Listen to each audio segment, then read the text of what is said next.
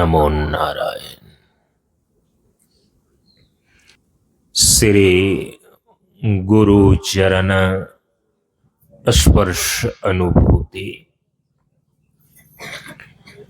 ज्ञान मार्ग सत्संग के सानिध्य में उपस्थित श्रद्धालु सत्संग प्रेमियों,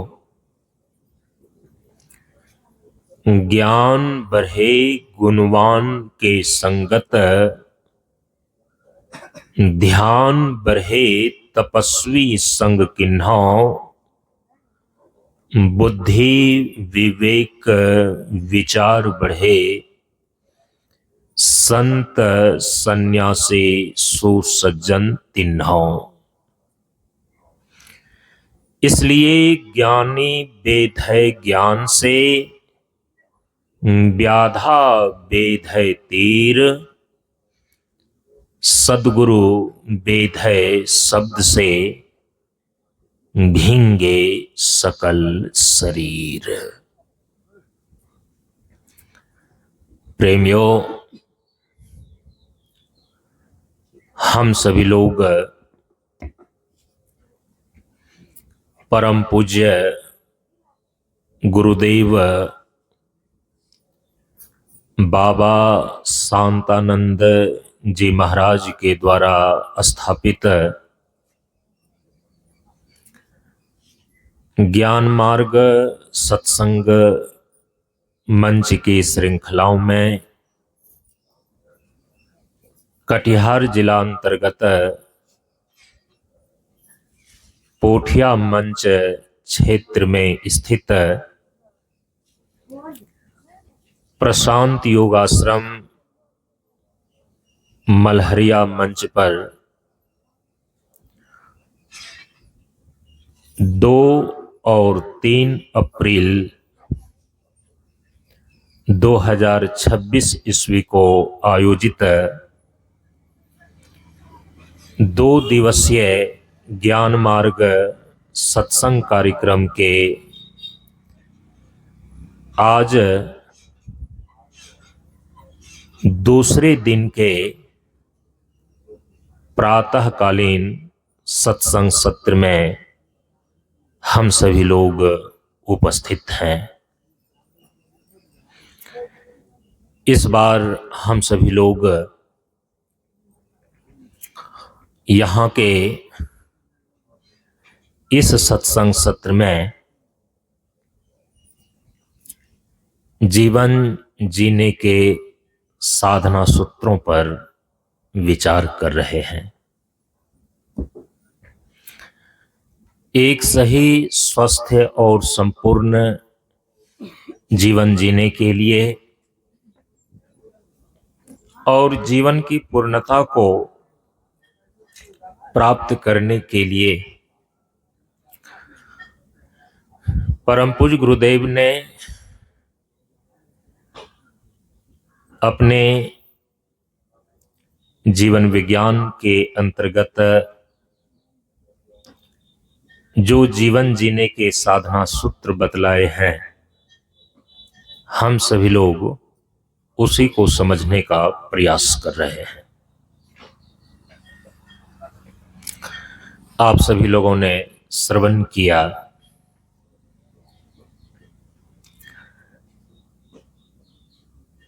कि एक सही स्वस्थ और संपूर्ण जीवन जीने का जो सबसे पहला साधना सूत्र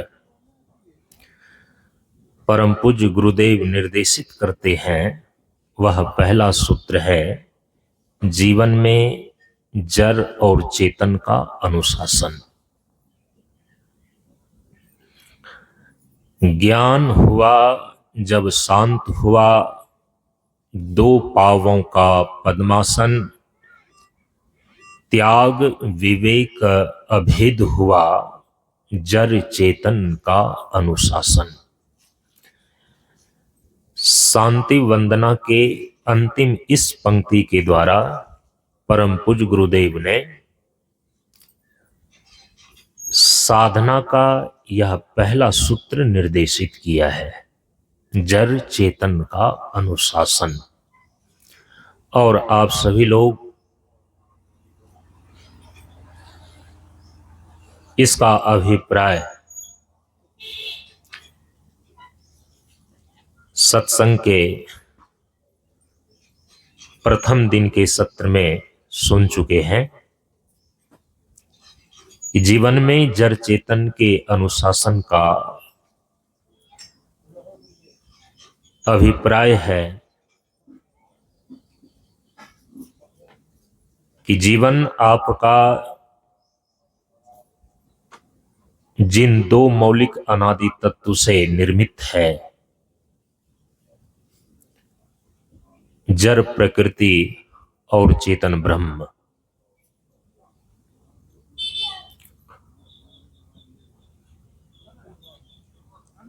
जड़ प्रकृति से निर्मित आपका शरीर है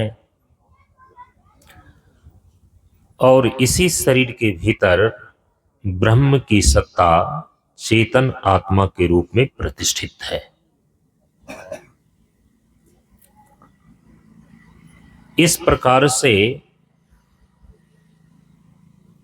जड़ शरीर और चेतन आत्मा दोनों के संयोग से जो विलक्षण शक्ति जीव के रूप में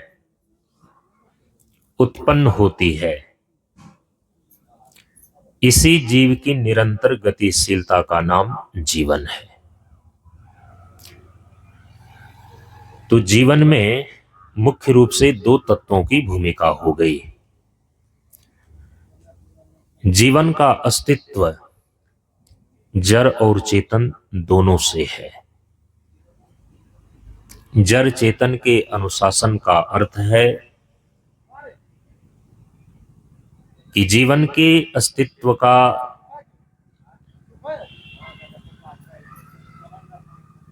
जो भौतिक अस्तित्व है, स्थूल अस्तित्व है, आपका यह शरीर,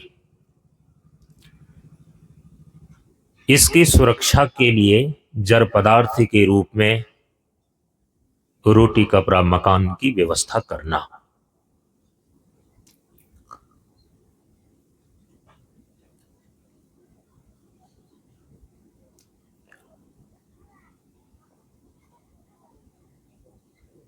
जीवन का जो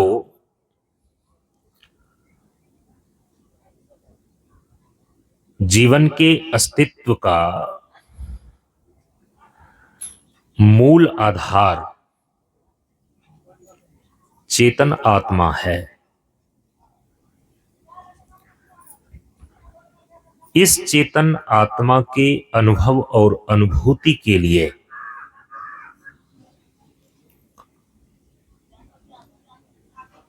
चेतन आत्मा के जो तीन खुराक हैं, भजन, सत्संग और ध्यान, इसकी व्यवस्था अपने जीवन में बनाए रखना, इसको बोलते हैं जीवन में जड़ चेतन का अनुशासन। तो जीवन जीने के साधना सूत्र में ये सबसे पहला साधना सूत्र है कि जीवन में जड़ चेतन का अनुशासन बना रहना चाहिए। तभी आपके जीवन का भौतिक और आध्यात्मिक अस्तित्व सुरक्षित रहता है, संरक्षित रहता है और आपके जीवन की गति जीवन की पूर्णता की ओर होती है।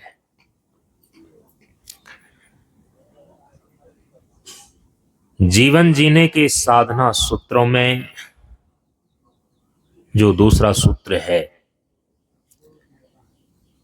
जिस पर कल अपनी वाणी को विराम दिया था, उस विचार को आज आगे बढ़ाते हैं।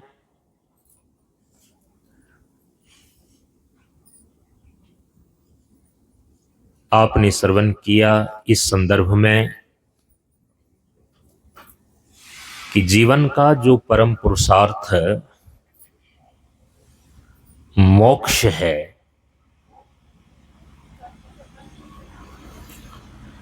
जिस मोक्ष की सिद्धि होने पर, मोक्ष की प्राप्ति होने पर हम अपने जीवन के सभी प्रकार के दुखों से सदा के लिए छूट जाते हैं, शरीर और प्रकृति के सभी बंधनों से सदा के लिए छूट जाने का नाम मोक्ष है। जब तक यह जीव शरीर और प्रकृति के बंधन में है, तब तक किसी भी व्यवस्था के द्वारा, यहां तक कि यदि आप अपने जीवन में व्यवस्था को बनाने के नाम पर स्वर्ग को भी खड़ा कर दें,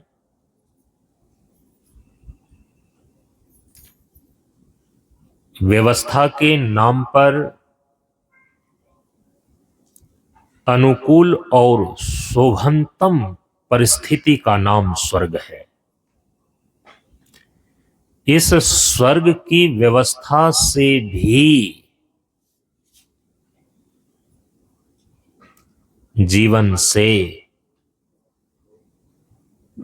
दुखों की आत्यांतिक निवृत्ति नहीं की जा सकती।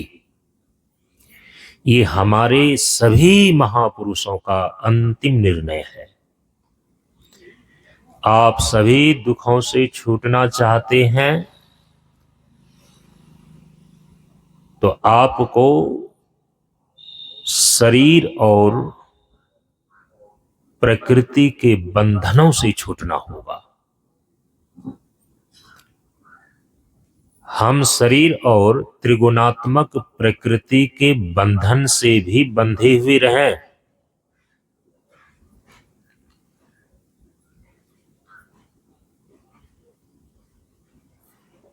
और किसी व्यवस्था के द्वारा जीवन से सभी प्रकार के दुखों की आत्यांतिक निवृत्ति भी करना चाहे, ये संभव नहीं है।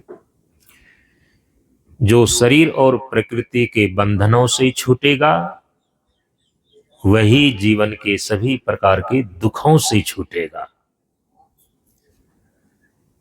इसीलिए दोनों अर्थ में मोक्ष शब्द को परिभाषित किया जाता है। जीवन में सभी प्रकार के दुखों से छुटकारा पा जाने का नाम मोक्ष है, और चूंकि सभी प्रकार के दुख शरीर और प्रकृति के बंधन के कारण से है,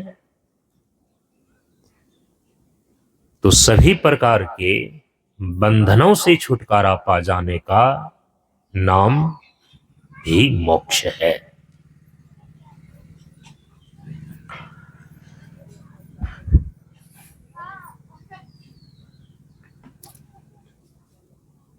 इस मोक्ष को प्राप्त करने में प्रतिबंध क्या है?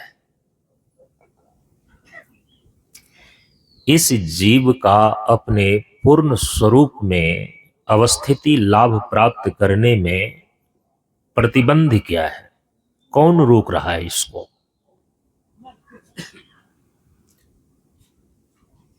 यदि यह सत्य है, शास्त्र के द्वारा प्रमाणित है, हमारे तत्वदर्शी महापुरुषों के आप्त वाक्य से, उनके अनुभव ज्ञान से ये चीजें जाहिर है कि ईश्वर अंश जीव अविनाशी चेतन अमल सहज सुख राशि जीवो ब्रह्मा न अपरः, जो उपनिषद घोषणा कर रहा है।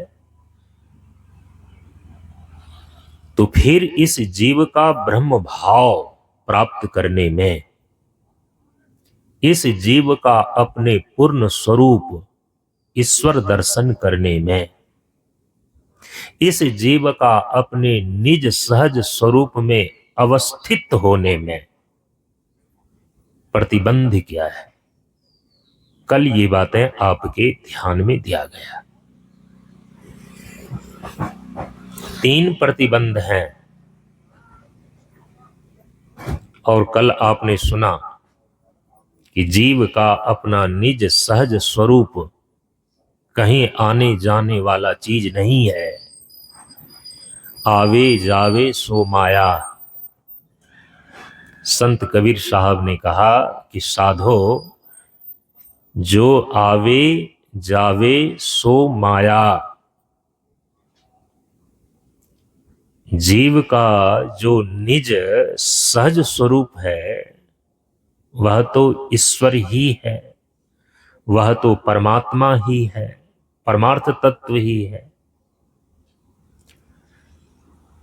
माया नहीं है।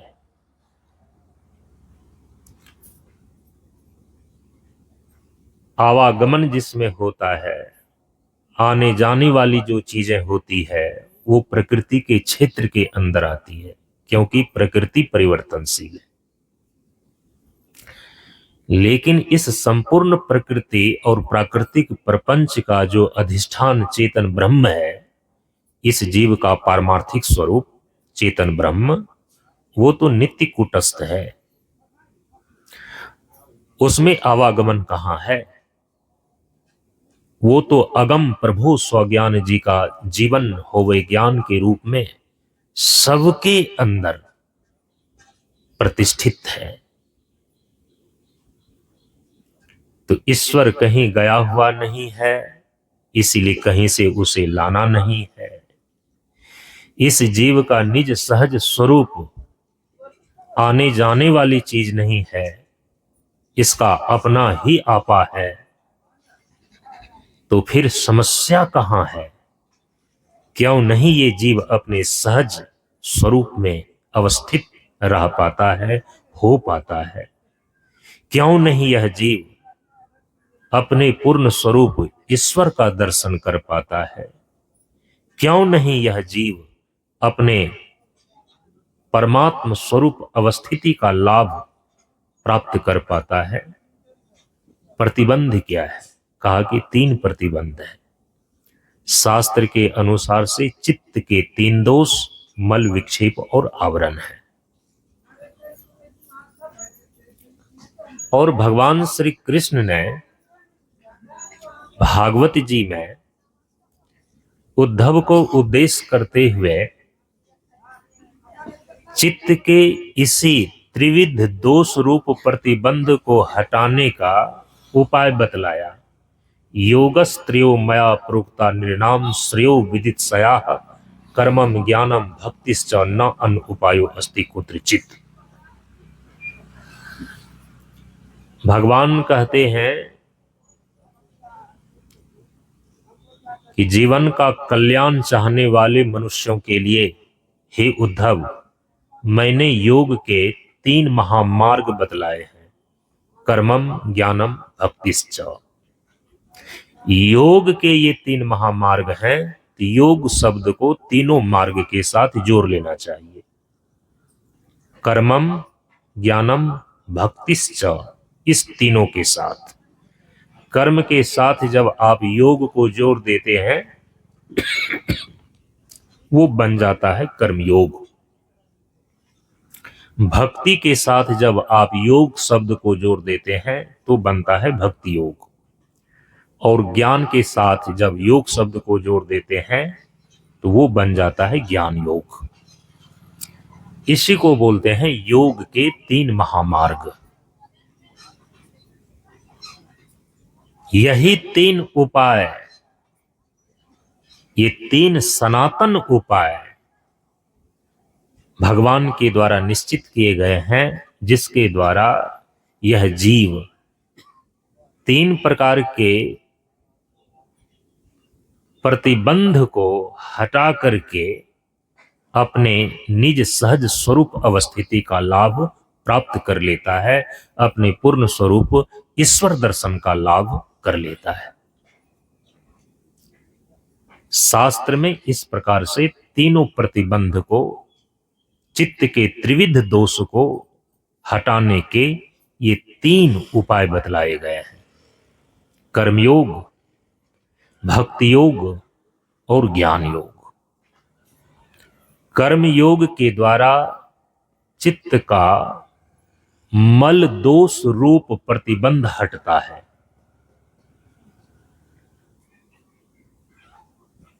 भक्ति योग के द्वारा चित्त का जो विक्षेप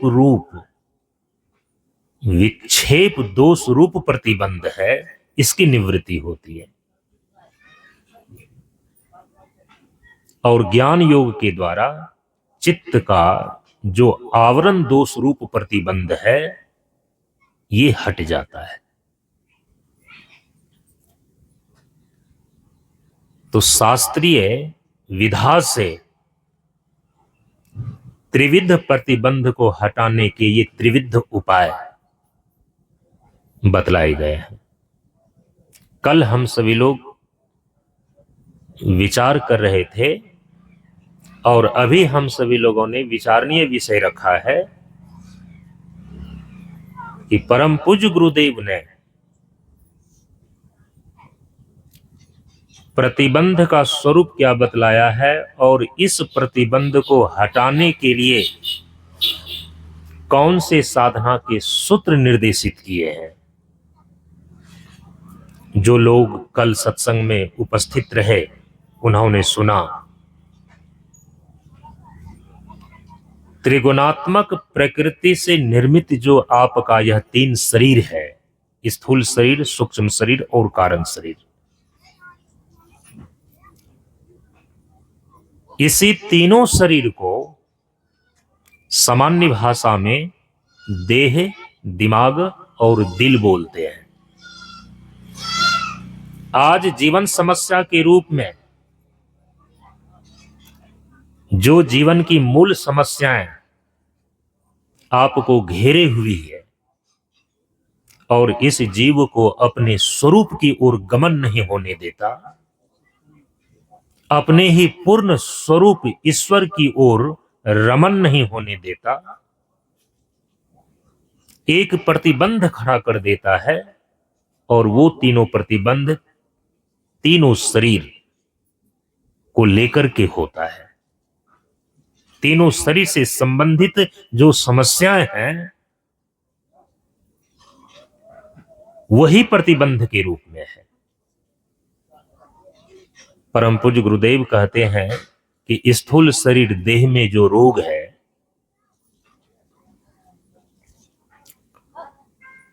सूक्ष्म शरीर दिमाग में जो भोग है और कारण शरीर दिल में जो शोक है, यही वह तीन प्रतिबंध है। यही जीवन की वो मूलभूत तीन समस्याएं हैं जिसके कारण से आप वर्तमान जीवन में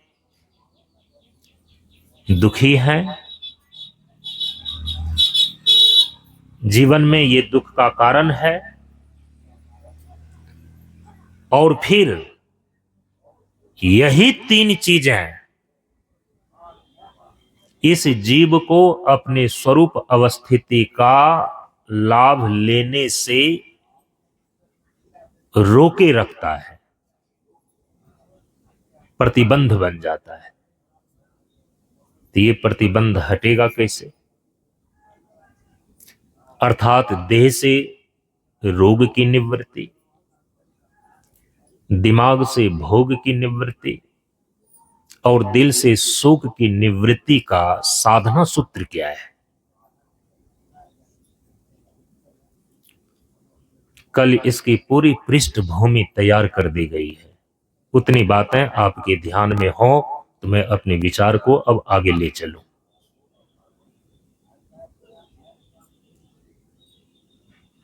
कल आपने सुना ये प्रतिबंध तीनों शरीर को लेकर के है और शरीर निर्मित है प्रकृति के पंच तत्व से। क्षिति जल पावक गगन समीरा पंच रचित सकल शरीरा। सबों के सभी शरीर प्रकृति के पंच महाभूतों का बना हुआ है। प्रकृति के स्थूल पंच महाभूत से सबके स्थूल शरीर देह बने हुए हैं चाहे मनुष्य हो, चाहे पशु हो, चाहे देवी देवता हो।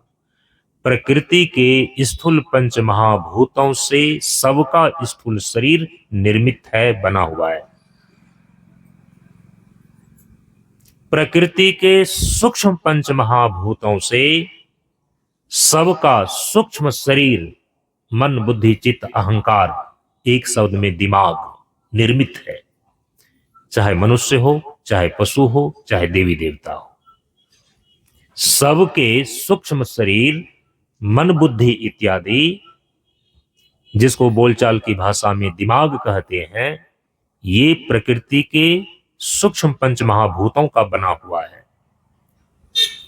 और प्रकृति का जो कारण रूप है, प्रकृति के कारण रूप से ही आपका कारण शरीर बना हुआ है। सबके कारण शरीर त्रिगुणात्मिका मूल प्रकृति जो कारण रूप है उससे बनी हुई है। अब जब तीनों शरीर ही प्रकृति के पंच महाभूतों से निर्मित है, कल आपने उस संदर्भ को देखा कि तत्वदर्शी महर्षियों में योग सूत्र की रचना करने वाले महर्षि पतंजलि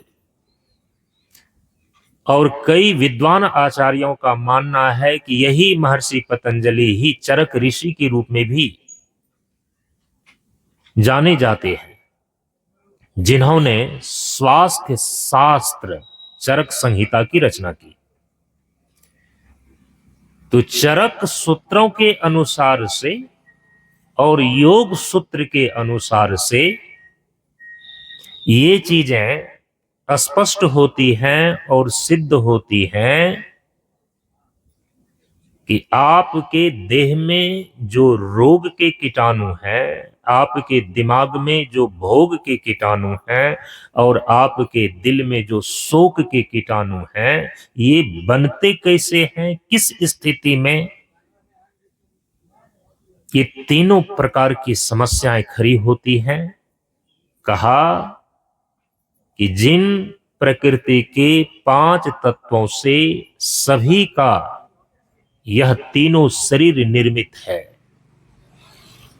तीनों शरीर में पांचों तत्वों का 25 प्रकृत रूप, 25 भाग काम करता है। पृथ्वी तत्व का 5 भाग हड्डी चमड़ा बाल नख और दांत के रूप में, जल तत्व का 5 भाग वीर्य खून कफ पसीना और पेशाब के रूप में, अग्नि तत्व का 5 भाग कामाग्नि क्रोधाग्नि जठराग्नि ज्वाराग्नि और चिंताग्नि के रूप में, वायु तत्व का 5 भाग प्राण समान अपान उदान और व्यान के रूप में, और आकाश तत्व का 5 भाग मनाकाश बुद्धाकाश चित्ताकाश हृदयाकाश और छिद्राकाश के रूप में आपके शरीर के भीतर काम कर रहा है। अब एक एक भाग का आपके शरीर के भीतर क्या फंक्शन है, क्या कार्य है, और यदि मैं उसको बताऊं तो बहुत लंबा समय चला जाएगा। इन्हीं पांचों प्रकृतियों का, इन्हीं पांचों प्रकृत रूपों का आपके शरीर में जो कार्य है, उसी के द्वारा आपके जीवन के सभी प्रकार के शारीरिक क्रियाएं और शारीरिक कर्म, मानसिक क्रियाएं और मानसिक कर्म, आध्यात्मिक क्रियाएं और आध्यात्मिक कर्म संपादित होते हैं। शारीरिक मानसिक और आध्यात्मिक कार्य प्रकृति के पांचों तत्वों का जो 25 भाग 25 प्रकृत रूप आपके शरीर के भीतर हैं, उसी के द्वारा संपादित होता है। परम पूज्य गुरुदेव इसीलिए कहते हैं कि यदि तुम्हारे भीतर शारीरिक क्रियाओं में किसी भी प्रकार का कोई व्यवधान है, उसका मूल कारण है कि कहीं ना कहीं पांचों तत्वों का जो 25 भाग तुम्हारे शरीर के अंदर काम कर रहा है, उसमें गड़बड़ी हो गया है, असंतुलन हो गया है। यहां तक कि यदि आपके भीतर कोई मानसिक क्रियाएं, उसमें कोई व्यवधान आपको आ रहा है, मानसिक क्रियाओं में जैसे मन के द्वारा सोचना, बुद्धि के द्वारा विचार करना, चित्त के द्वारा कल्पना करना, अहंकार के द्वारा अनुभव और अभिमान करना, ये जो 4 सूक्ष्मेंद्रियों की मानसिक क्रियाएं हैं, यदि इसमें किसी प्रकार का व्यवधान आ रहा है, स्मरण की शक्ति आपकी आज खत्म होती जा रही है। बुद्धि के द्वारा जो विचार करते हैं, निर्णय लेते हैं, आप निश्चय करते हैं, उसकी क्षमता, बुद्धि में प्रज्ञा की शक्ति छीन होती जा रही है। चित्त में भूतकालीन स्मृतियां और भविष्य की कल्पनाएं, ये 2 क्षमताएं होती हैं, यह शिथिल पड़ती जा रही है। और अहंकार, जिसके द्वारा आप गर्व करते हैं, अभिमान करते हैं,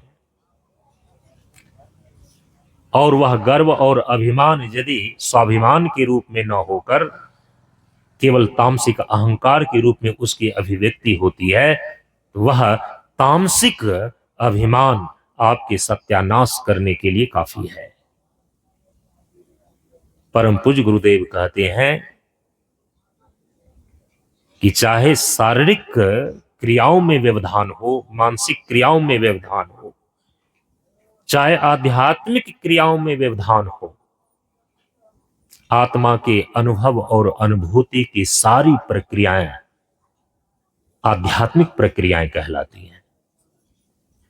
आप ध्यान लगाते हैं, धारणा करते हैं, समाधि का प्रयास करते हैं, यह जो धारणा, ध्यान और समाधि की क्रियाएं हैं, जिसके द्वारा आप अपने स्वस्वरूप का अनुभव और अनुभूति करने का प्रयास करते हैं, समस्त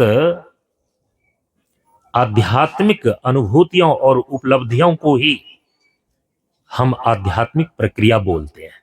यदि इसमें किसी प्रकार का व्यवधान है, तो इसके लिए भी उत्तरदायी कौन है? आपके शरीर में जो पांचों तत्वों का 25 प्रकृत रूप, 25 भाग काम कर रहा है। तो चरक सूत्र से और योग सूत्र से ये चीजें प्रमाणित होती हैं, सिद्ध होती हैं, और वहां पर स्पष्ट रूप से ये कहा गया है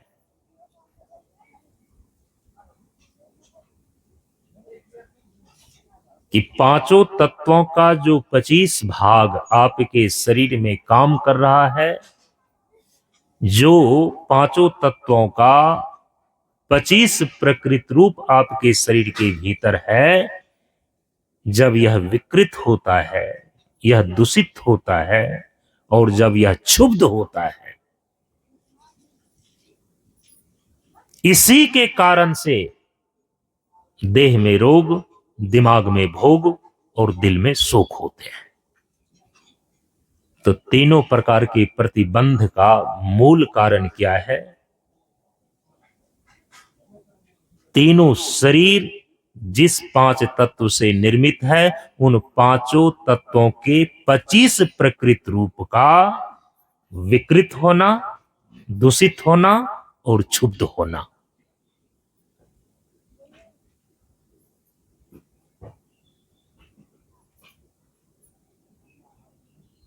इस तीनों प्रतिबंध को हटाने का उपाय क्या बनेगा? सीधी सी बात है, यदि ये तीनों प्रकार की समस्याएं, ये तीनों प्रकार का प्रतिबंध, रोग, भोग और शोक, ये पांचों तत्व के 25 प्रकृत रूप के विकृत दूषित और क्षुब्ध होने के कारण से हुआ है, तो यदि आप कुछ ऐसा साधना का अभ्यास करें जिसके द्वारा आपके शरीर में पांचों तत्वों का 25वां भाग शुद्ध रहे, संतुलित रहे और सुरक्षित रहे, अपने आप यदि इन 25 प्रकृति का विकृत, दूषित और क्षुब्ध होने के कारण से शरीर में रोग, दिमाग में भोग और दिल में शोक होते हैं, जैसे ही पांचों तत्वों के 25 प्रकृत रूप में साधना के अभ्यास द्वारा आप 25 को शुद्ध, संतुलित और सुरक्षित करेंगे, देह से रोग की निवृत्ति हो जाएगी, दिमाग से भोग की निवृत्ति होगी और दिल से शोक की निवृत्ति होगी। इतने तथ्यों को ध्यान में रख करके इसीलिए परम पूज्य गुरुदेव अब जीवन जीने के साधना सूत्रों में दूसरा सूत्र निर्देशित करते हैं अपने उपदेश के द्वारा कि पंच तत्वों का समुचित प्रयोग और सभी इंद्रियों का संतुलित उपभोग स्वास्थ्य और शांति प्रदान करता है। जीवन जीने के साधना सूत्रों में ये दूसरा सूत्र है, पंच तत्वों का समुचित प्रयोग करना। जिन पांचों तत्वों से आपका जीवन निर्मित है और चलायमान है, कोई भी व्यक्ति पांचों तत्वों को हटा करके अपने जीवन के अस्तित्व की कल्पना तक नहीं कर सकता है।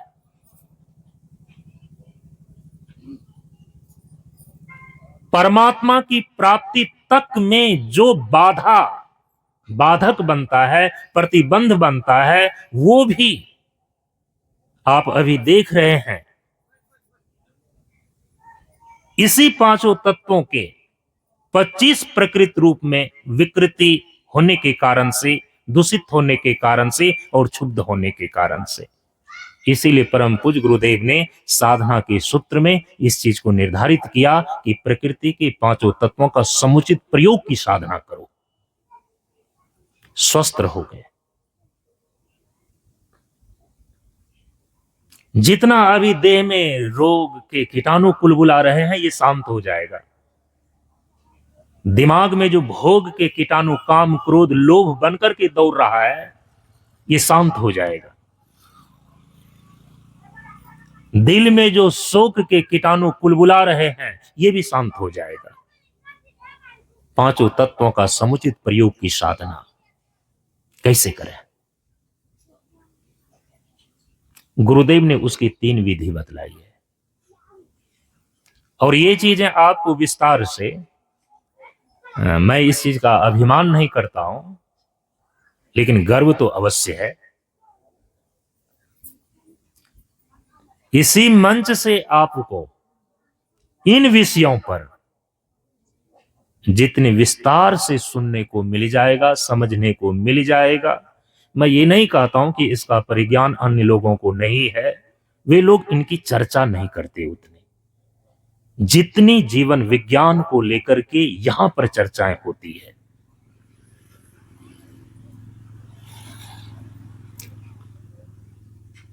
पांचों तत्वों का समुचित प्रयोग की साधना करने की मुख्य 3 विधि गुरुदेव ने निश्चित किया है। पहली विधि को बोलते हैं स्नान, दूसरी विधि को बोलते हैं पान और तीसरी विधि को बोलते हैं ध्यान। स्नान, पान और ध्यान, यही 3 विधि हैं पांचों तत्वों का समुचित प्रयोग करने की। इसका अर्थ यह हुआ कि पांचों तत्वों का स्नान, पांचों तत्वों का पान और पांचों तत्वों का ध्यान, ये कहलाता है पंच तत्वों का समुचित प्रयोग की साधना।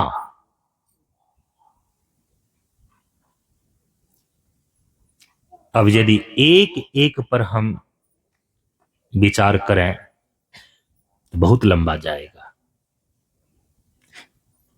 पृथ्वी तत्व, जल तत्व, अग्नि तत्व, वायु तत्व, आकाश तत्व, इन पांचों तत्वों का स्नान, फिर पांचों तत्वों का पान, पृथ्वी तत्व का पान, जल तत्व का पान, अग्नि तत्व का पान, वायु तत्व का पान और आकाश तत्व का पान। जितने भी आपके प्रामाणिक स्वास्थ्य शास्त्र हैं, चरक संहिता इत्यादि, ऋग्वेद का उपभाग आयुर्वेद, जो भारत का प्राचीन मेडिकल साइंस है, और अभी अभी उन्हीं सारी चीजों को लेकर के जो नेचुरोपैथ प्राकृतिक चिकित्सा चला है, इन्हीं सारे साधना के सूत्रों के आधार पर उन लोगों ने कुछ टेक्निकल चीजें निकाल करके आज उसको लोगों के बीच रखा है और अच्छे खासे व्यवसाय चल रहे हैं। प्राकृतिक चिकित्सा बोलते हैं उसको। परम पूज्य गुरुदेव कहते हैं पंच तत्वों का समुचित प्रयोग की साधना। पांचों तत्वों का पान के बाद आता है पांचों तत्वों का ध्यान। पृथ्वी तत्व का ध्यान, जल तत्व का ध्यान, अग्नि तत्व का ध्यान, वायु तत्व का ध्यान और आकाश तत्व का ध्यान। पांचों तत्वों का स्नान कैसे करें, हम सभी लोग इस मंच से विस्तार से इस चीज को सामान्य जन लोगों को बताते हैं, क्योंकि इसके बिना वो जीवन में स्वस्थ ही नहीं रह सकेगा, उसका मन शुद्ध ही नहीं हो सकेगा, उसके दिल में अकेलापन, अभाव की अनुभूति, ये जो शोक की व्याप्ति है, ये कम नहीं होगा। गम, शोक को ही बोलचाल की भाषा में बोलते हैं गम। हमको भी गम ने मारा, तुमको भी गम ने मारा, सारे लोगों को ही गम ने मारा, ये गाना गाते हैं आजकल लोग। और इस गम की जो है ना, इस शोक की कोई दवा नहीं बनी है, धीरे धीरे भीतर से ही सुस्त कर देती है। दुखानुभूति, अकेलापन का अनुभव, अभाव का अनुभव। परम पूज्य गुरुदेव कहते हैं ये हिरण्मय कोश जो आकाश तत्व से बना हुआ है ना, उससे संबंधित समस्या है, ये कोई मोटी समस्या नहीं है। सब कुछ रहते हुए फिर भी आप अकेलेपन का अनुभव करते हैं, अभाव का अनुभव करते हैं, भीतर से आपको सुखाती रहती है, आत्मबल नहीं बनने देती। इसकी कोई दवा नहीं है सिवाय साधना के।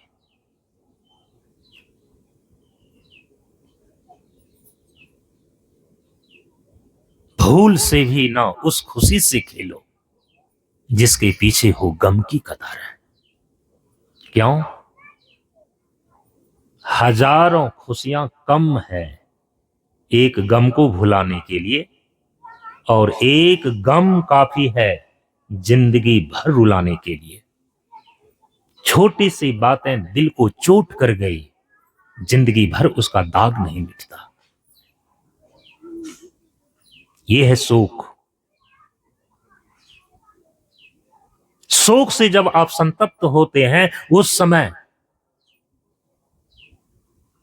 बाहर की कोई वर्षा का जल आपके उस संताप को नहीं बुझा पाती है, शांत कर पाती है। इसीलिए तत्व साधना की आवश्यकता पड़ती है। शरीर के जिन तत्वों के विकृत हो जाने पर, दूषित हो जाने पर, क्षुब्ध हो जाने पर यह समस्याएं आई है, आप उस जड़ से उसका इलाज कीजिए, ये उसकी दवा है। इसीलिए पंच तत्वों का समुचित प्रयोग की साधना। पांचों तत्वों का जब स्नान बोलते हैं, पृथ्वी का स्नान मिट्टी स्नान के रूप में होता है, जल का स्नान जल स्नान के रूप में आप सभी लोग जानते हैं इसी रूप में होता है, अग्नि तत्व का स्नान धूप स्नान के रूप में होता है, वायु तत्व का स्नान वायु स्नान के रूप में ही होता है, और आकाश तत्व का स्नान शीत स्नान के रूप में होता है। तो मिट्टी स्नान, जल स्नान, धूप स्नान, वायु स्नान और शीत स्नान कैसे करते हैं, इसकी सावधानी के साथ हम सभी लोग विस्तार से इसकी विधि बतलाते हैं साधना करने की। हम कैसे मिट्टी स्नान करते हैं, यहां तक कि जल स्नान हम कैसे करते हैं, ये भी विधि बताते हैं हम लोग यहां से। क्या आप समझते हैं कि गया और जल को सीधे सिर पर डाल लिया, हो गया जल स्नान? और यदि स्नान करने का सही तरीका आपको नहीं हो, ये मैं नहीं कह रहा हूं, हमारे पास कटिंग है अखबार के, यदि मेरा स्मरण ठीक हो तो पिछले 2-3 साल के अंदर पीएमसीएच के डॉक्टरों की टीम ने ही वो चीजें निकाली थी कि आज स्नान करने के गलत तरीके के कारण से व्यक्ति को ब्रेन हेमरेज हो रहे हैं।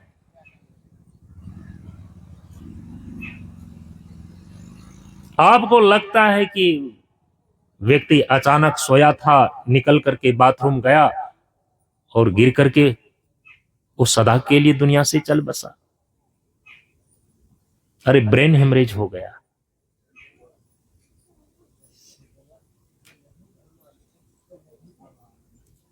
इसलिए आपको लगता है कि संत महात्मा लोग तो आत्मा परमात्मा की बात करते हैं, और इस मंच से जो है ये भोजन के विषय में, स्नान के विषय में ये क्या क्या बात किया जा रहा है। यही भोजन और स्नान के बिगड़ जाने के कारण से परमात्मा आपके पास रहते हुए भी उस परमात्मा का अनुभव आप नहीं कर पा रहे हैं। मैं उसी प्रतिबंध को, उसी समस्या को मिटा देना चाहता हूं। इस मंच का ही उद्देश्य है। परमात्मा कहीं गया हुआ नहीं है, आत्मा कहीं गया हुआ नहीं है, वो तो आप ही का स्वरूप बन करके बैठा है। फिर आप दुखी क्यों हैं? जिस कारण से हम आत्म साक्षात्कार नहीं कर पाते, जिस कारण से परमात्मा की अनुभूति नहीं कर पाते, जिस कारण से ईश्वर का दर्शन नहीं हो पाता, हम उसी प्रतिबंध और समस्या पर विचार करते हैं। अरे घर के अंदर रोशनी लाने के लिए क्या सूर्य को खींच करके कमरे के भीतर करना होगा क्या? अपने कमरे की खिड़कियों को केवल खोल दीजिए, सूर्य का प्रकाश अपने आप आएगा। ये परमात्मा का प्रकाश कोई ढिबड़ी और बत्ती का प्रकाश है क्या, जिसको जलाने की आवश्यकता है? यदि संत महापुरुषों ने कहा है कि अपने भीतर ब्रह्म अग्नि उद्गारू रे, तो आप समझते हैं कई बार साहित्यिक शैली में कहा जाता है, लेकिन उसका दार्शनिक तथ्य कुछ और होता है। क्या ब्रह्म बुझा हुआ है जिसकी अग्नि को जलाया जाए? नाम कै तेल सुरत कै बाती,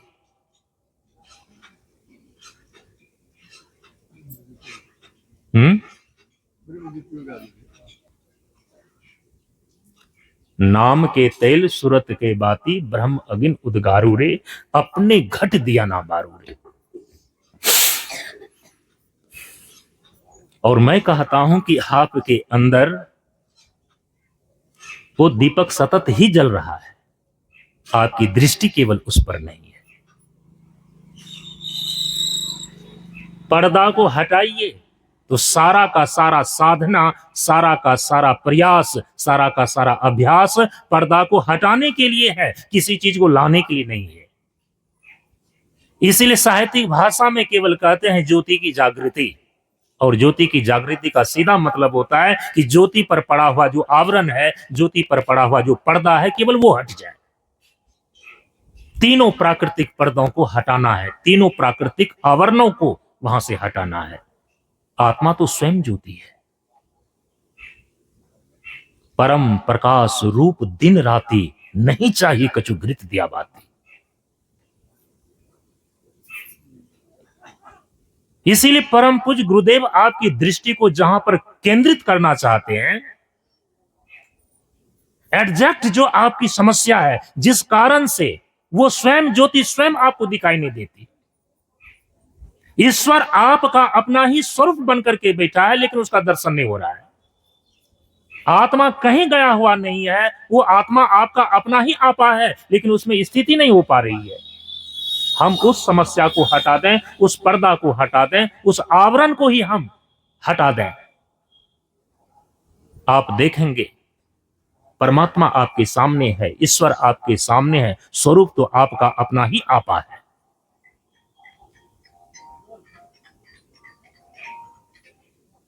इसीलिए हम भोजन की भी बात करते हैं, हम स्नान की भी बात करते हैं, क्योंकि यही भोजन और स्नान जिसको आप साधारण समझ रहे हैं, यही साधारण समझते समझते आपके जीवन में समस्याओं का मूल कारण बन गया। पांचों तत्वों का स्नान, पांचों तत्वों का पान, पृथ्वी तत्व का पान इसी पैर के द्वारा नंगे पांव चल करके किया जाता है। पान का मतलब ही होता है पीना। इस पृथ्वी को आप कैसे पिएंगे? तो परम पूज्य गुरुदेव ने कहा कि पाद के द्वारा, पाद माने पांव, पग तल धरती भूतल वास। तो पृथ्वी का पाद, पृथ्वी का पान इस पैर के द्वारा नंगे चल करके पूरा किया जाता है। जल का पान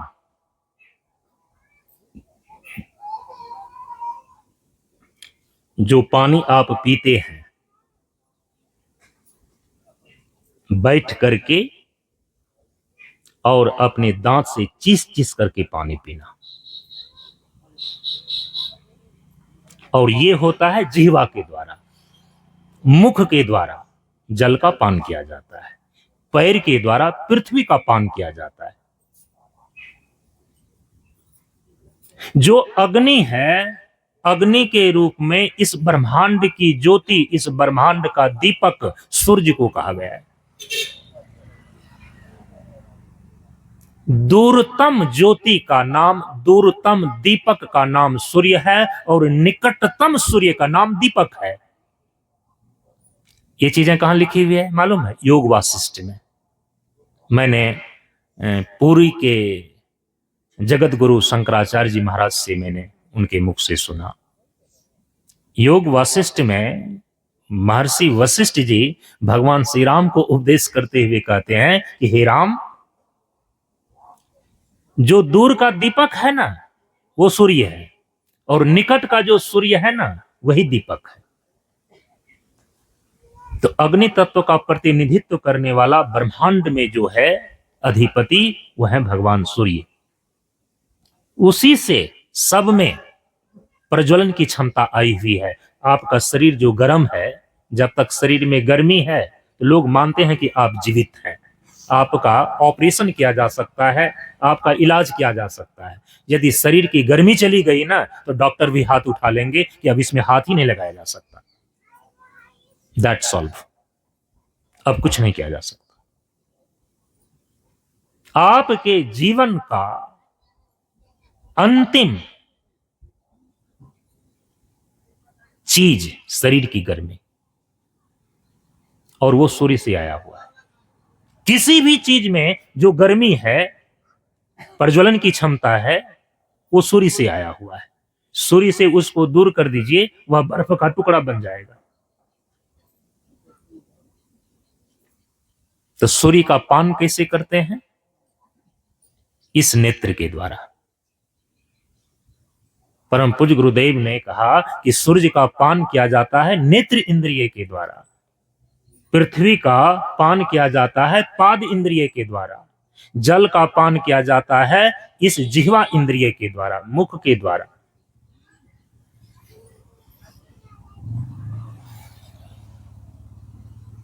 और चौथा जो तत्व है वायु तत्व, वायु का पान किया जाता है इस नासिका के द्वारा। अभी तो आप जो श्वास ले रहे हैं और छोड़ रहे हैं, आप ले और छोड़ नहीं रहे हैं, उस श्वास का आना जाना अपने आप हो रहा है। आपको तो पता भी नहीं है कि आपके भीतर आपके जीवन को चलाने वाला जो प्राण वायु है वो भीतर जा रहा है और बाहर आ रहा है। आप बेसुध हैं, आप बेखबर हैं।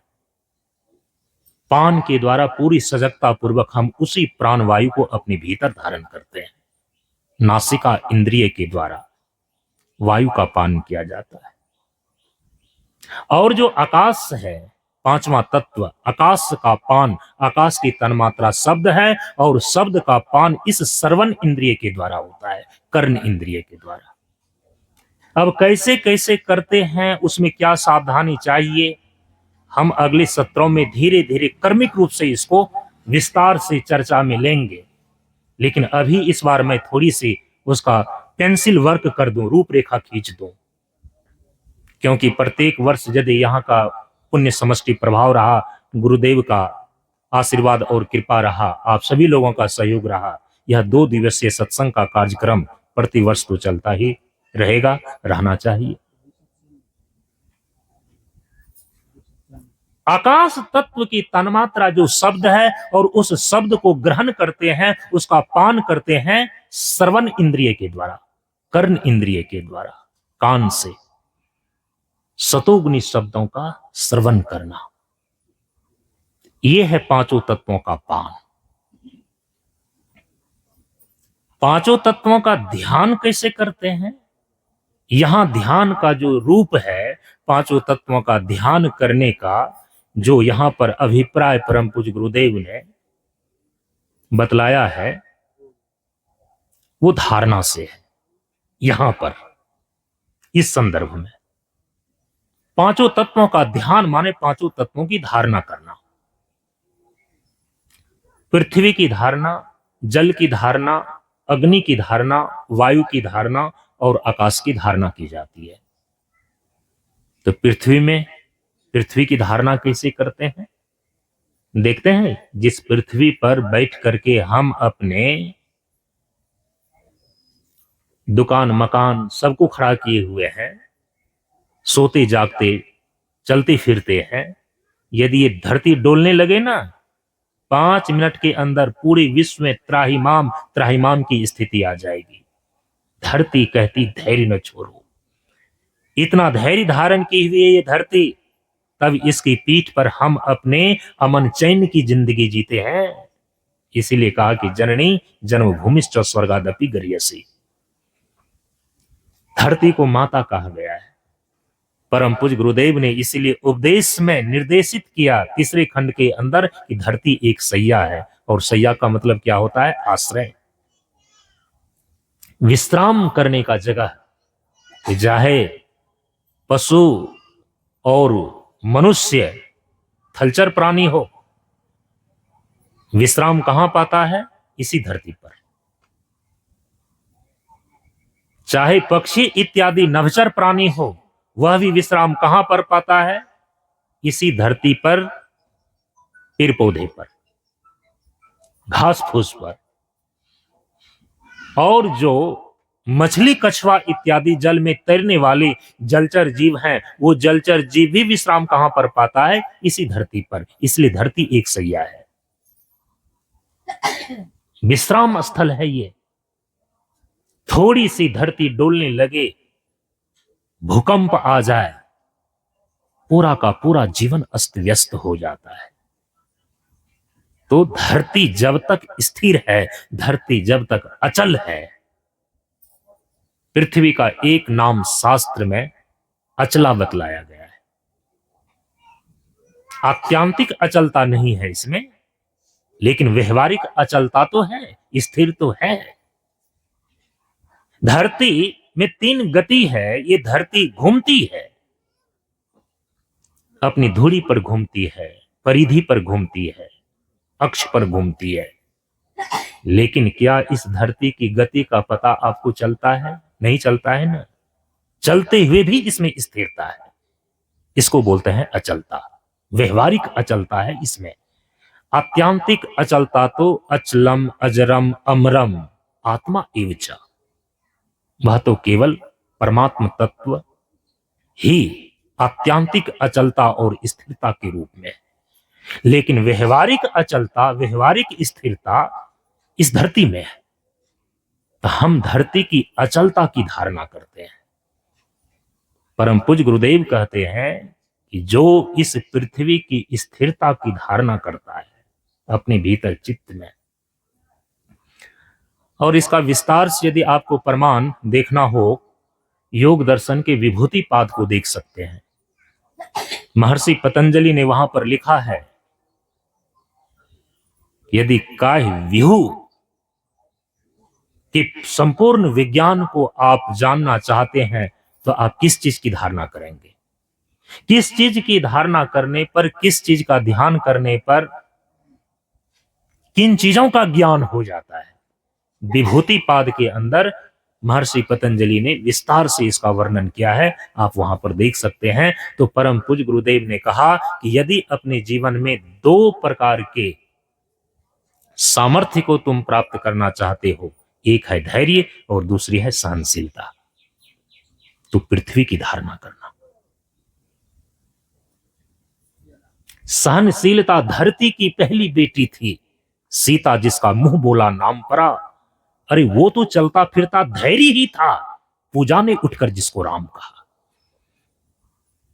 आज नारियों में आदर्श माता सीता की हम पूजा करते हैं, और वो धरती पुत्र का, धरती की बेटी धरती पुत्री कहलाती हैं। और ऐसी कथा भी सुनते हैं कि मिथिला नरेश जनक जी जब हल जोत रहे थे, उसी हल के अगले भाग को सीत कहा जाता है, हल के नासा को सीत कहा जाता है, और उसी का स्त्रीलिंग शब्द है सीता।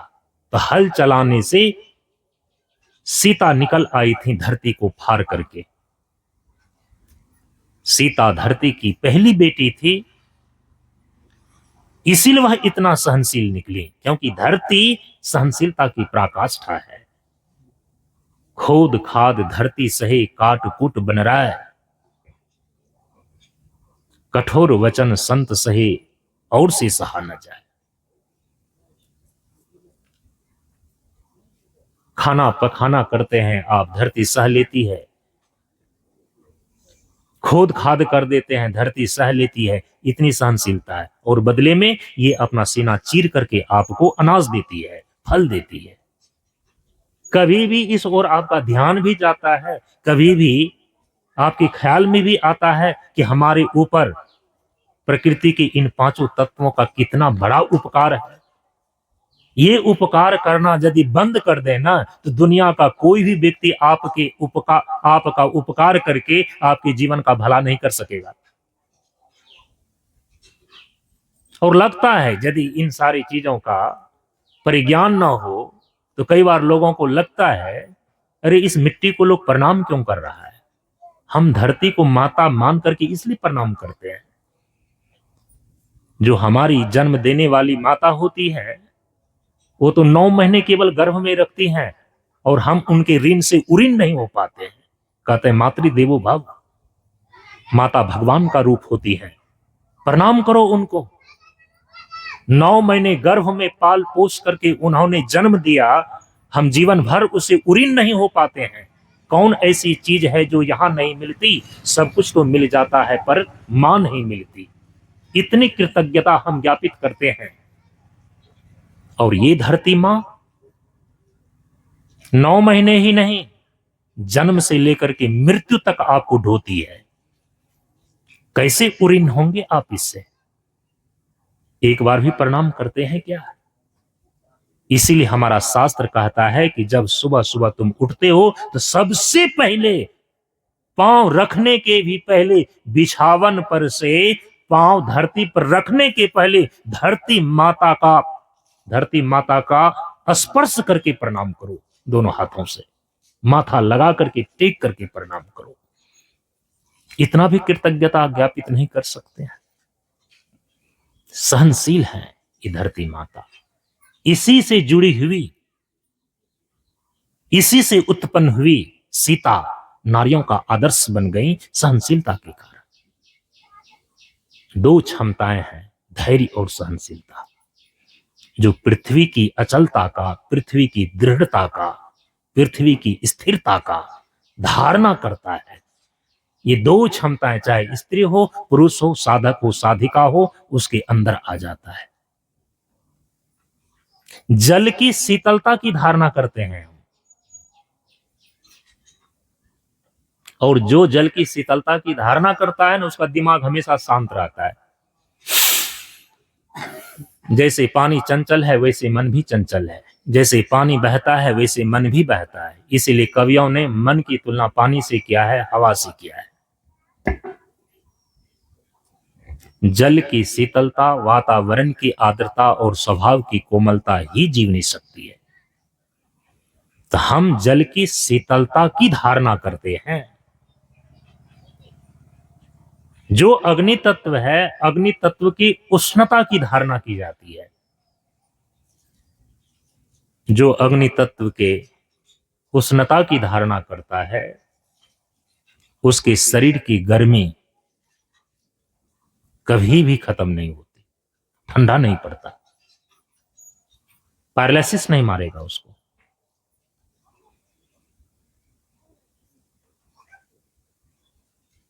अग्नि तत्व, अग्नि की उष्णता की धारणा की जाती है साधना के अभ्यास में।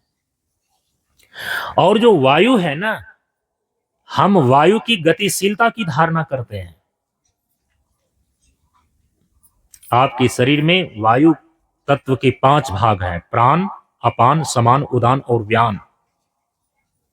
ये पांचों के पांचों आपके शरीर में अस्थायी रूप से निवास करता है और काम करता है। जो वायु की गतिशीलता की धारणा करता है। अब वो तो अलग से आपको प्रशिक्षण देना पड़ेगा कि हम वायु की धारणा कैसे करें। सारी बातें तो प्रवचन में नहीं बताई जा सकती ना। आकाश तत्व की व्यापकता की धारणा करते हैं हम, और उससे क्या होता है? उदार, विशाल विचार हमारे रोम रोम को करे उजारे।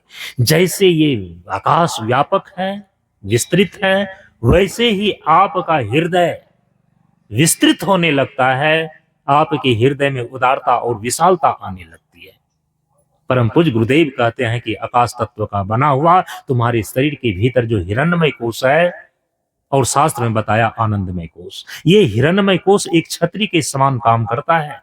यदि छाता आपका खुला हुआ है तो धूप और वर्षा से आपकी सुरक्षा करता है। यदि वही छाता मुड़ा हुआ है, सिकुड़ा हुआ है, तो छाता तो आपके पास है लेकिन धूप और वर्षा से आप बच नहीं सकेंगे। ये जो शोक और संताप है, यदि आप इससे बचना चाहते हैं, आप अपने हृदय रूपी छतरी को थोड़ा खोलिए, उदार और विशाल कीजिए। तो कैसे खोलें? कहा कि आकाश की धारणा के द्वारा। तो पांचों तत्वों का समुचित प्रयोग की साधना की जो ये 3 विधि है, स्नान, पान और ध्यान। तो पांचों तत्वों का स्नान, पांचों तत्वों का पान और पांचों तत्वों का ध्यान किस रूप में किया जाता है और इसका अभिप्राय क्या है, ये आपके संज्ञान में मैंने दिया। अब इन तीनों विधियों के साधना सूत्रों से जो बिल्कुल एक व्यवहारिक चीजें दैनिक जीवन में पांचों तत्वों का समुचित प्रयोग की साधना से ग्रहण किया जाता है, पालन किया जाता है, 5 मिनट के अंदर केवल आपके ध्यान में मैं दे दूं। परम पूज्य गुरुदेव कहते हैं कि देखो,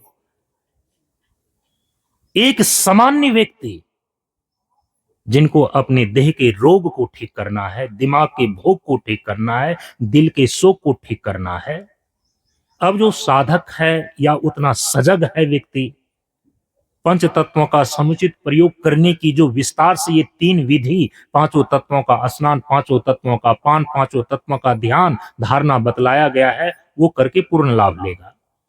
लेकिन जो सामान्य व्यक्ति हैं, अनपढ़ व्यक्ति हैं, वो अपने जीवन में पांचों तत्वों से संबंधित अपने जीवन में किस व्यवहार का पालन करे जिससे कि उनको ये लाभ मिल सकता है, रोग कम हो सकता है, भोग कम हो सकता है, शोक कम हो सकता है। तो परम पूज्य गुरुदेव ने कहा कि पृथ्वी तत्व की साधना से संबंधित अपने व्यवहार में केवल 2 चीजों का पालन करें आप, और वो 2 चीज है पृथ्वी तत्व से संबंधित भोजन खाना और कपड़ा पहनना। ये दोनों चीजें ठीक होनी चाहिए, तो आपके रोग ठीक हो जाएंगे, भोग ठीक हो जाएंगे और शोक ठीक हो जाएंगे। और आपको लगता है कि ये तो मैं कर ही रहा हूं, कर रहे हैं, करने का तरीका सही नहीं है ना। भोजन खा रहे हैं तो खाने के नाम पर सर्वाहारी बने हुए हैं, कुछ भी खा रहे हैं, कैसे भी खा रहे हैं। तो परम पूज्य गुरुदेव कहते हैं कि सात्विक भोजन, शुद्ध हवा और आसन व्यायाम ही स्वास्थ्य है। भोजन को ऐसे खाओ जो कि आपको स्वास्थ्य प्रदान करे। भोजन खाने के नाम पर ऐसा भोजन मत खाओ जो आपके स्वास्थ्य को ही बिगाड़ दे। तो उसके लिए परम पूज्य गुरुदेव ने जो विस्तार से उस समय सारी बातें बतलाई, मैंने अपने स्मरण में रखने के लिए उनको एक कोटेशन में बांध लिया था। सात्विक भोजन,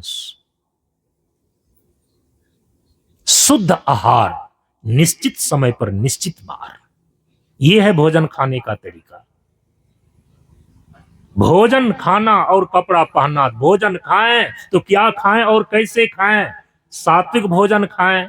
सात्विक भोजन का मतलब होता है जो तामसिक भोजन है, मांस, मछली, अंडा इत्यादि, उसको छोड़ करके जो अनाज है, फल है, फूल है, कंद मूल है, साग सब्जी है, इसको बोलते हैं शाकाहारी भोजन। और इस शाकाहारी भोजन में भी सात्विक हो। जैसे कि वनस्पति में भी बहुत सारे ऐसे वनस्पति हैं, साग सब्जी में भी बहुत ऐसे साग सब्जी हैं, लहसुन, प्याज, ये तामसिक हैं। तंबाकू इत्यादि ये नशीले पदार्थ हैं। तो शाकाहारी में भी जो सात्विक है उसको ग्रहण करें, तभी आपके अंदर शरीर में अमृत की धारा बहेगी, सतोगुण की धारा बहेगी। विषैले भोजन को खाने से तो आपका शरीर ही विषाक्त हो जाता है, और वही विष के प्रभाव से आपके शरीर में रोग, दिमाग में भोग और दिल में सुख, ये घर जाता है। सात्विक भोजन, शुद्ध आहार, निश्चित समय पर निश्चित बार। निश्चित समय पर भोजन खाने का जो सबसे उत्तम समय है दिन में, वो पूर्वाह्न का समय है, 8 बजे से लेकर के 12 बजे के भीतर। भोजन खाने का जो दूसरा समय है वो है कि रात्रि में जितना जल्दी हो प्रथम प्रहर के अंदर आप भोजन खा लें, सूर्यास्त होने के बाद 9 बजे रात्रि के भीतर। आयुर्वेद में तो लिखा हुआ है कि 9 बजे के बाद जो भोजन खाता है वो भोजन नहीं, विष के समान है। भोजन नहीं खाने से उतनी हानि आपको नहीं होगी, 9 बजे के बाद जो आप भोजन खाते हैं उससे हानि होगी। निश्चित समय पर निश्चित बार। जैसे जैसे सूर्य ऊपर चढ़ता है तो भोजन पचाने वाली जो अग्नि आपके शरीर के भीतर है उसको जठराग्नि बोलते हैं, वो जठराग्नि तीव्र रहता है। उस समय खाया हुआ भोजन आपके आंत को मजबूत बनाए रखता है। और जिस समय जठराग्नि आपकी उद्दीप्त नहीं रहती, और किस समय उद्दीप्त नहीं रहती? जैसे जैसे सूरज ढलता है, सूर्यास्त हो जाने के बाद तो भोजन पचाने वाली जो जठराग्नि है यह तो बिल्कुल ही मंद पड़ जाती है। और उस मंद अग्नि, जठराग्नि की मंद स्थिति में यदि आप भोजन को ठूस ठूस करके रात में खाते हैं, ये 1000 प्रकार की बीमारियों का बुलाने का निमंत्रण दे रहे हैं आप, ऐसा समझना चाहिए। इसलिए निश्चित समय पर निश्चित बार खाएं। निश्चित बार खाने का मतलब है कि 1 बार योगी, 2 बार भोगी, 3 बार रोगी। साधु सन्यासी लोग हैं, साधक लोग हैं, 24 घंटे में 1 बार भोजन 8 बजे से 12 बजे दिन के भीतर खा लें, काफी है उनके शरीर के लिए। लेकिन जो भोगी गृहस्थ लोग हैं, जो कामकाजी लोग हैं, वो 2 बार 24 घंटे में भोजन खाएं। एक दिन में पूर्वाह्न में और दूसरा संध्या में 9 बजे के पहले रात्रि में। यह निश्चित बार। और जो रोगी व्यक्ति है, जिनको दवाई लेनी है, वो 3 बार भी भोजन खा सकता है। निश्चित समय पर निश्चित बार कहने का मतलब ये भी होता है कि आप जितने बार भी भोजन खाने का निश्चय कर लें, फिर बीच में आप मुख में कुछ भी ना डालें, तो आप देखेंगे कि भोजन खाने में जो आपको रस आएगा, जब बार बार आप बीच बीच में कुछ कुछ मुख में डालते रहते हैं, तो जिस समय भोजन आप मुख में डालते हैं ना, तो जिह्वा के अंदर एक ग्रंथि होती है जिससे कि लार निकलता है, और वो लार जो है वो भोजन में एक विशेष रस, पाचक रस के रूप में वो काम करता है, और उसका उत्सर्जन, उसका रिलीज होना एक निश्चित मात्रा में होता है। इसीलिए जो साधक होते हैं वो निश्चित समय पर निश्चित बार ही भोजन खाते हैं, बीच में फिर मुख में कुछ नहीं डालते। और यदि मुख में बीच बीच में थोड़ा सा भुंजा डाल लिया, थोड़ा सा चूरा डाल लिया, थोड़ा सा कुरकुरे खा लिया, ऐसी आदत बनी हुई है, ये बिगड़ी हुई आदत है, आप स्वास्थ्य का लाभ कभी नहीं ले सकेंगे। ये खाने का तरीका अलग है, गलत है। निश्चित समय पर निश्चित बार।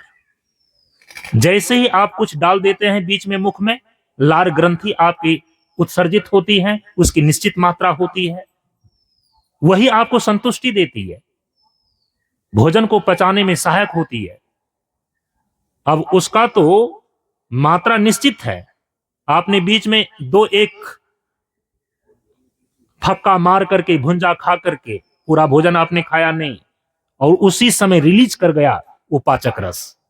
अब जिस समय अब थाली लेकर के आप खाने के लिए बाद में बैठे हैं, उस समय जितनी मात्रा में पाचक रस जिह्वा की लार ग्रंथि से उत्सर्जित होनी चाहिए, रिलीज होनी चाहिए, वो हो नहीं पाती है, और आप खाए चले जा रहे हैं, लेकिन आपको संतुष्टि नहीं मिलेगी। ये परम पूज्य गुरुदेव ने हम सभी लोगों को बताया। 2 बार ही खाना है, 2 बार ही जो कुछ खाना है एक साथ खा लें, बीच में ना खाएं। 4 बार ही खाना है, ठीक है, 4 बार खाना है,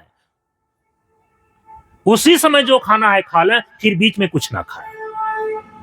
तो फिर आपकी ये स्थिति नहीं होएगी कि चलो भाई अब यह व्यक्ति इतना रोगी हो गया कि भोजन एक साथ वो पचा ही नहीं सकता है, तो 2-2 रोटी करके वो जो है कि 8 बार खाओ। ये रोगी का लक्षण है, स्वस्थ व्यक्ति का लक्षण नहीं है। इसीलिए कहा कि पृथ्वी तत्व से संबंधित 2 चीजें, भोजन खाना और कपड़ा पहनना। और कपड़ा पहनने में क्या है, आज जो भी कपड़े आप पहन रहे हैं ना, इतने रासायनिक केमिकल, खतरनाक केमिकल से रंग बन रहे हैं जो त्वचा कैंसर को पैदा कर रहा है। इसीलिए गुरुदेव कहते हैं कि सादा कपड़ा पहनो। ये स्वास्थ्य के दृष्टि से बेहतर है, साधना की दृष्टि से तो बेहतर है ही है, क्योंकि सादा कपड़ा, श्वेत रंग जो है, ये सादगी का प्रतीक है, सतोगुण का प्रतीक है। हरा रंग है हरी हमारी धरती की अंगराई, असादा है सच्चाई। अपने भीतर सत्व गुण को धारण करने के लिए सत्संग और साधना के समय सादा कपड़ा तो धारण करना ही चाहिए। और यदि रंगीन कपड़ा आप पहनते भी है ना, चटकीला और भड़कीला कपड़ा रंग वाला मत पहनिए, जो बिल्कुल हल्का रंग हो, आसमानी रंग हो, जो भी रंग हो, बिल्कुल हल्का रंग हो, ऐसा कपड़ा पहनिए। आप स्कर्वी रोग से बच जाएंगे, आप त्वचा कैंसर से बच जाएंगे, क्योंकि कपड़ा ही एक ऐसा चीज है, यदि भोजन को आप अतरा में डालते हैं, आंत में, पेट में, तो कपड़ा को आप इस चमड़ा पर ओढ़े रखते हैं, धारण किए रहते हैं। 24 घंटे इस चमड़ा पर आपका कपड़ा सटा रहता है, और यदि खतरनाक केमिकल से बना हुआ वो रंग है, तो आपके शरीर की क्या दुर्दशा करेगी। जब पसीना होता है तो पसीने से कपड़े का वो केमिकल इसमें रीस करके इतना आपके शरीर के भीतर वो चला जाता है कि एक दिन वह खतरनाक कैंसर रोग के रूप में, त्वचा कैंसर के रूप में उभरता है, वो आपको पता ही नहीं चलता है। ये पृथ्वी तत्व से संबंधित ये 2 चीजें हैं व्यवहारिक, भोजन खाना और सादा कपड़ा पहनना, सात्विक भोजन खाना और सादा कपड़ा पहनना। जल तत्व से संबंधित दो व्यवहारिक चीज है, एक है जल पीना और दूसरा है स्नान करना। पानी पीना और स्नान करना। तो पानी तो आप पीते ही हैं, लेकिन पानी जितना शरीर को चाहिए उतना आप नहीं पीते हैं। परम पूज्य गुरुदेव ने कहा कि यदि थोड़ा सा भी आप लोगों को भूगोल का ज्ञान हो, बाहर देखिए 3 भाग जल ही जल है और केवल 1 भाग स्थल है। वही अनुपात आपके शरीर में होना चाहिए कि 3 भाग जल ही जल हो आपके शरीर में और 1 भाग में हड्डी चमड़ा बाल नख और दांत हो। ये सही अनुपात है प्रकृति में स्वस्थ रहने के लिए। तो गुरुदेव ने इसलिए सूत्र बनाया कि खाना को आधा करो, पीना को दूना। यदि खाना को आधा करेंगे, पीना को दूना करेंगे, तो ये अनुपात 1:3 हो जाएगा। खाना को आधा करो, पीना को दूना, मेहनत को तीना करो, तब जीवन चौगुना। पानी इतना आप पीजिए कि आपका पेशाब कभी भी पीला ना होना पाए। पीला मौत का प्रतीक है, वो इंडिकेटर है, आपके शरीर के कंडीशन को बतला रहा है कि खराब जा रहा है, क्योंकि पेशाब पीला हो रहा है।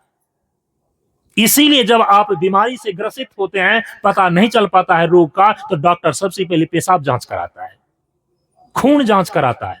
ये पेशाब और खून इसी जल तत्व का बना हुआ भाग है आपके शरीर के भीतर। इतना पानी डालें, इतना पानी डालें, उसका थर्मामीटर यही है कि आपका पेशाब पीला ना हो पाए। हाँ, पानी अधिक पिएंगे, पेशाब कई बार जाना पड़ सकता है, वो ठीक है। धीरे धीरे पानी पचेगा तो कई बार जो पेशाब जाना पड़ता है वो कम हो जाएगा। पानी ही आप नहीं पीते, शरीर तो भीतर से सूख रहा है, एक एक स्नायु मंडल आपका मर रहा है। कुछ समय के बाद ही आप क्या समझते हैं कि बाहर से कॉस्मेटिक चीजों को, पाउडर इत्यादि को प्रयोग करने से चेहरे का और शरीर का सौंदर्य बढ़ता है। वे भी केमिकल के बने हुए होते हैं। जो पानी का ठीक ढंग से प्रयोग करता है, उनकी त्वचा में ताजगी बनी रहती है, वीर्य, खून, कफ, पसीना और पेशाब शुद्ध रहता है उसका, रोग प्रतिरोधात्मक क्षमता बनी रहती है उसके अंदर, जीवनी शक्ति बनी रहती है। इसलिए पानी 4 लीटर से 6 लीटर तक 24 घंटे के अंदर पी जाना चाहिए। बैठ करके पानी पिएं, खड़े होकर के पानी ना पिएं। खड़े होकर के पानी पीने से पुरुषों में अंडकोश की बीमारी और महिलाओं में लिकुड़िया की बीमारी आ जाती है, इसलिए सावधानी है। ठंडा में व्यक्ति पानी बहुत कम पीता है, इसलिए सारा रोग ठंडा में पकड़ता है और उसके उभर करके आते आते समय गर्मी का आ जाता है, तो लोगों को भ्रम होता है कि गर्मी की ऋतु में रोग अधिक होते हैं। नहीं, वो रोग बना आपके शरीर में कब? ठंडी ऋतु में, जाड़े की ऋतु में, क्योंकि जाड़े की ऋतु में आप पानी बहुत कम पीते हैं। और जहां तक स्नान करने की बात है, स्नान तो व्यक्ति गर्मी में भले 1-2 बार कर लें। बहुत ऐसे सारे व्यक्ति होते हैं कि पूरा का पूरा ठंडा निकल जाता है, लेकिन वो स्नान ही नहीं करते। जहां जल की अधिक मात्रा होती है, ये वैज्ञानिक कारण है, वहां ठंड कम लगती है। समझ रहे हैं इस चीज को? कुआं के जल के भीतर जाकर के देखिए, वो गर्म जल के रूप में आपको मिलेगा। यदि थोड़ा सा जल कहीं पर आप बाल्टी में रख दीजिए, ठंडी में इतना ठंडा हो जाता है। लेकिन जहां जल अधिक है, उस जल के भीतर घुस करके देखिए, वहां पर आपको जल गर्म मिलेगा। लोगों को यह भ्रम है कि जल अधिक प्रयोग करेंगे, बार बार स्नान करेंगे, कहीं ठंडी ना लग जाए, कहीं ठंडी ना लग जाए। ये गलत मान्यता है और वैज्ञानिक दृष्टिकोण है। आप यदि ठीक ढंग से पानी पिए ठंडी में भी, और प्रतिदिन स्नान आप करें, आपके शरीर के अंदर इतनी क्षमता आ जाती है। शरीर के अंदर यदि पानी का अनुपात ठीक ठीक हो गया, आपके शरीर में कभी भी ठंड नहीं मारता। इसीलिए जल तत्व से संबंधित ये 2 व्यवहारिक चीजें हैं, पानी पीना 4 से 6 लीटर तक, और स्नान करना प्रतिदिन। अब ज्यादा मैं इसलिए नहीं बोल रहा हूं कि लोग प्रतिदिन ही स्नान नहीं कर पाते हैं। गुरुदेव तो कहते हैं प्रतिदिन 2 बार, तभी अनुपात सही होगा जल का इस शरीर में। नीचे नीचे बोरिंग से पानी पटाते रहिए फसल को, ठीक है वो जिंदा रहेगा, लेकिन सभी किसानों को अनुभव है कि बोरिंग से सिंचाई किया गया फसल उतना पैदावार नहीं देता जितना कि ऊपर वर्षा से जल यदि फसल को मिले उसमें उसका पैदावार जितना अधिक होता है। खाली पानी पी रहे हैं, भीतर जा रहा है और ऊपर से स्नान ही नहीं कर रहे हैं, जल की आपूर्ति नहीं हो पाती। फिर आपको उसी सलाइन से कहते हैं पानी चढ़ा रहा है डॉक्टर के यहां, तो पानी चढ़ाना पड़ेगा बाहर से। ये नौबत ही ना आए तो गुरुदेव कहते हैं पहले से ही अपने ऊपर पानी चढ़ाओ, प्रतिदिन 2 बार स्नान करो। एक स्नान सूर्योदय के समय, तो मां के दूध के बराबर लाभ देता है, और दूसरा स्नान जिस समय सूर्य की किरण तुम्हारे शरीर पर पड़ रहा हो दोपहर में। आप देखना आपके शरीर के भीतर ऐसी क्षमता आ जाती है कि जो हमेशा आपको तरोताजा रखती है। गुरुदेव ने कहा कि जल को अंग्रेजी में कहते हैं वाटर, और उसमें है 5 लेटर। डब्लू का अर्थ होता है वर्कनेस। वाटर में पहला लेटर है डब्लू, डब्लू से शब्द आया वर्कनेस। वर्कनेस का मतलब होता है कार्य क्षमता। इसके बाद दूसरा लेटर है ए, ए से होता है एक्टिविटी, क्रियाशीलता। आपकी इंद्रियों में क्रियाशीलता बनी रहती है जल से। टी से शब्द आता है टायरलेस, थकानहीनता। कितना भी व्यक्ति थक गया हो काम करके, आंख में पानी का छींटा मारता है, स्नान करता है, वो थकान रहित हो जाता है, टायरलेस, थकानहीनता। इसके बाद चौथा लेटर है ई, ई से होता है ईगरनेस, उत्सुकता, तरोताजा बना रहना, उत्सुक रहना। ये नहीं कि एकदम आलस्य में, प्रमाद में एकदम लग रहा है कि वह व्यक्ति एकदम सोया सोया ही रह रहा है। तरोताजा, उत्सुक, उत्सुकता। और अंत में है आर, आर से होता है रिवाइजनेस, पुनरावृत्ति, फिर बार बार करने की इच्छा। जल के अंदर ये 5 गुण हैं। जो ठीक ढंग से जल को पीता है और प्रतिदिन 2 बार स्नान करता है, ये 5 गुण, ये 5 चीजें, ये 5 लाभ आपको प्राप्त होता है।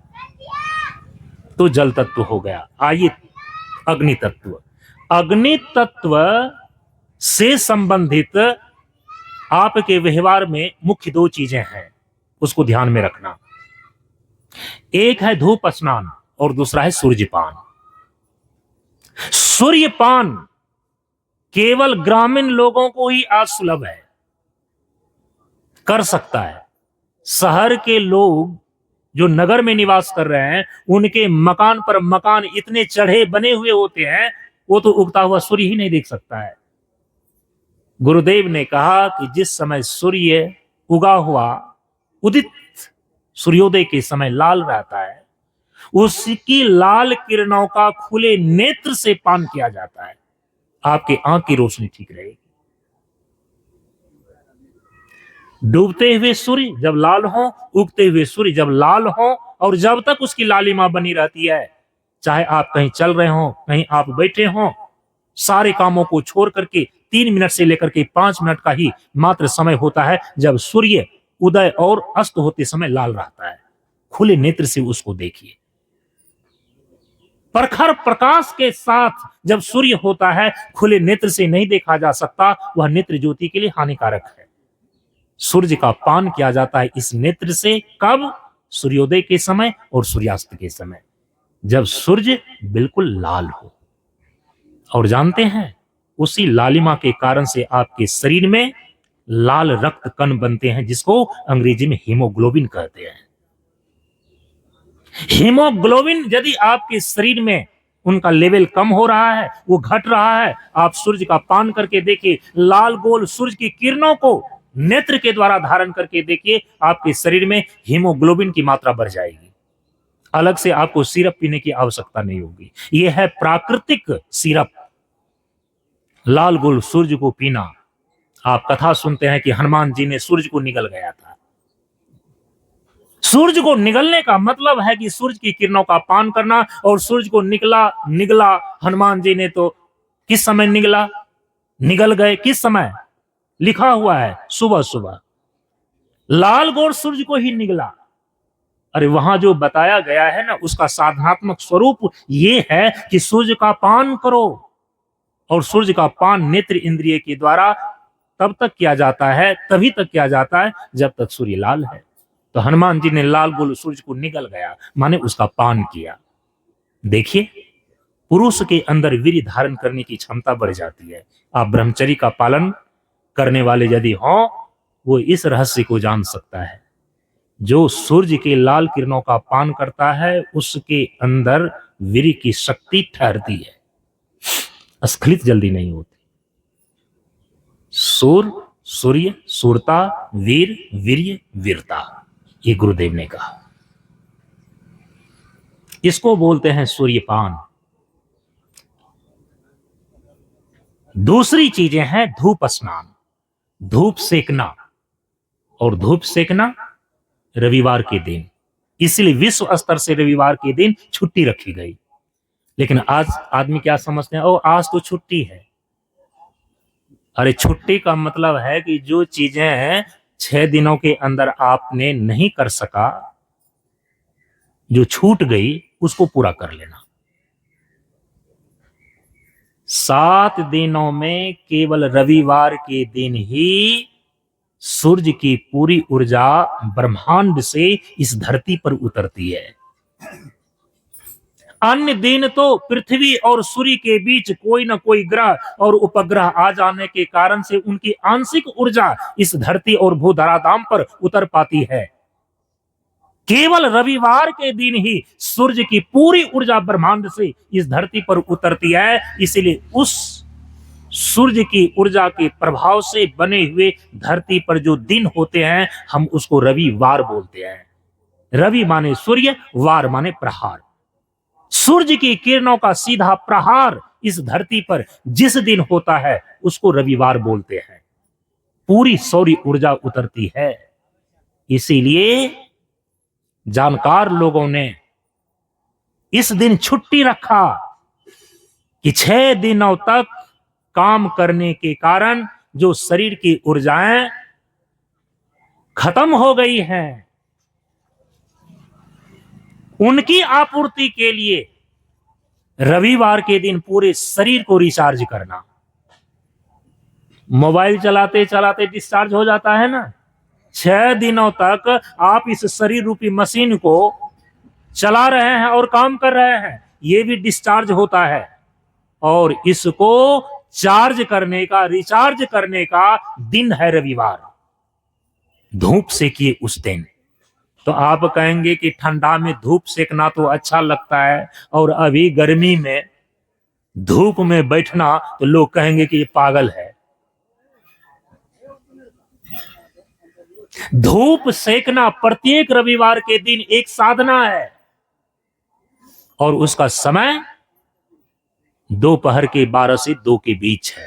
12 से 2 के बीच आपकी जितनी क्षमता है, 5 मिनट तो 5 मिनट सही, 10 मिनट तो 10 मिनट सही, गुरुदेव कहते हैं 15 मिनट से लेकर के 45 मिनट तक अपने इस शरीर रूपी मशीन को सूर्य की ऊर्जा के सामने रखिए, धूप सेकिए। देखिए इसमें कितनी ऊर्जा आ जाती है, कितना आप चार्ज हो जाते हैं।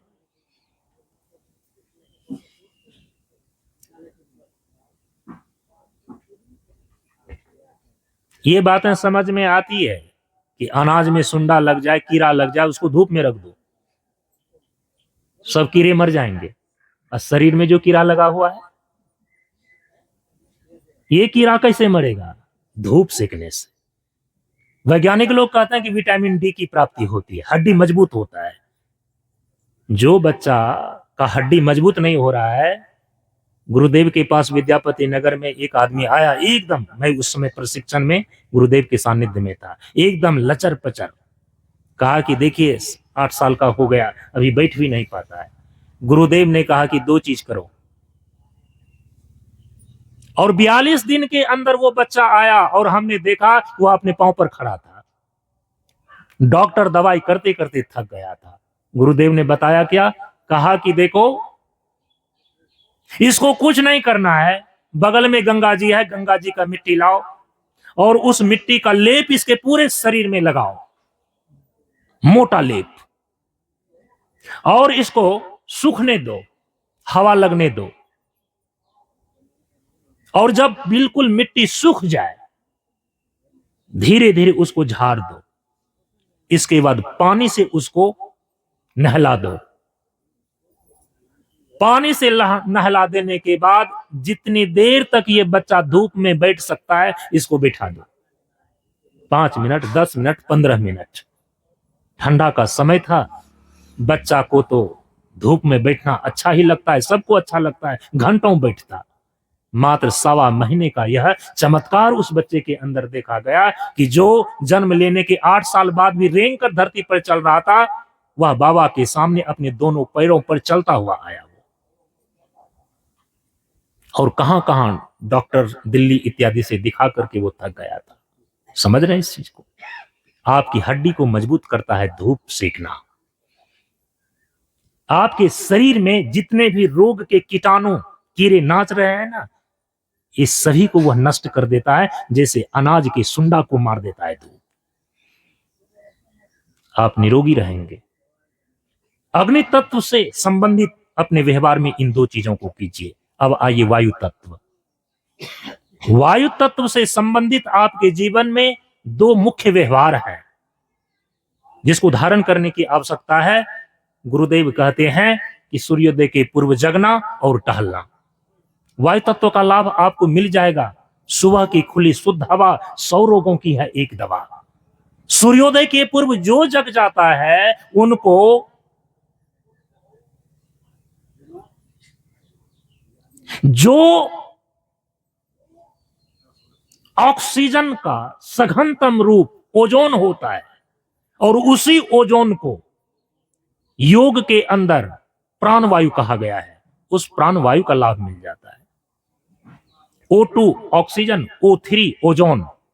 जैसे ही सूर्योदय होता है, गर्मी के कारण से, कोलाहल के कारण से वायुमंडल में जो ओजोन का परत रात्रि के 2 बजे से लेकर के सूर्योदय के पूर्व तक, वो वायुमंडल के सबसे निचले धरातल पर जहां आप जीवन जी रहे होते हैं वो उतरता है। लेकिन जैसे जैसे सूर्योदय होता है, कोलाहल बढ़ता है, ओजोन का परत बहुत हल्का होने के कारण से वो फिर से वायुमंडल के सबसे ऊपरी परत ओजोन मंडल में चला जाता है। केवल ब्रह्मोर्त वेला में ही ओजोन का परत इस वायुमंडल में सबसे नीचे होता है। आप उसका लाभ जग करके ही ले सकते हैं। इसलिए गुरुदेव ने भजन गाया कि बेला अमृत गया, आलसी सो रहा, बन अभागा, साथ ही सारे जगे तू ना जागा।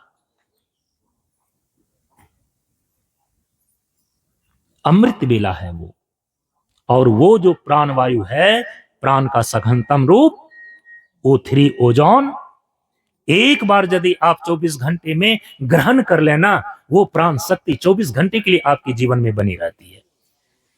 इसको बोलते हैं सूर्योदय के पूर्व जगना। और यदि आप टहल लें, अपने कमरे से बाहर, अपने रूम से बाहर होकर के आप 1 किलोमीटर, आधा किलोमीटर टहलिए। यदि वैसा जगह पर्याप्त नहीं है, अपने घर के बरामदे पर ही टहलिए, लेकिन सूर्योदय के पूर्व टहलिए। Walking is a good exercise for health and knowledge. सुबह सुबह का टहलना एक बहुत अच्छा व्यायाम माना जाता है, शरीर के लिए भी और ज्ञान के लिए भी। ये 2 चीजें हो गई वायु तत्व से संबंधित। हम सभी लोग बचपन में ही स्काउटिंग ट्रेनिंग लेने के लिए जब जाते थे तो वहां स्काउट मास्टर हम लोगों को सवेरे सवेरे प्रार्थना में गवाते थे, उठ जाग मुसाफिर भोर भई, अब रैन कहां जो सोवत है। जो सोवत है वो खोवत है, जो जागत है सो पावत है। उठ जाग मुसाफिर भोर भई, अब रैन कहां जो सोवत है। उठ नींद से आंखियां खोल जरा, और अपने प्रभु से ध्यान लगा। यह प्रीत करण की रीत नहीं, रब जागत है तू सोवत है। उठ जाग मुसाफिर भोर भई, अब रैन कहां जो सोवत है। इसीलिए वायु तत्व से संबंधित ये प्रमुख दो व्यवहार, सूर्योदय के पूर्व जगना और फिर टहलना। अंतिम में आइए आकाश तत्व। आकाश तत्व से संबंधित आपके जीवन में प्रमुख दो व्यवहार हैं। एक व्यवहार है खुले जगह पर रहना।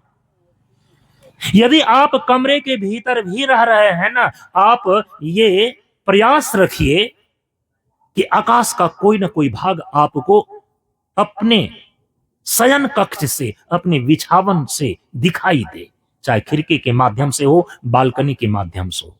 यदि आप खुले जगह में जहां से चारों तरफ आकाश दिखाई देते हो, उससे बेहतर तो और कुछ नहीं हो सकता।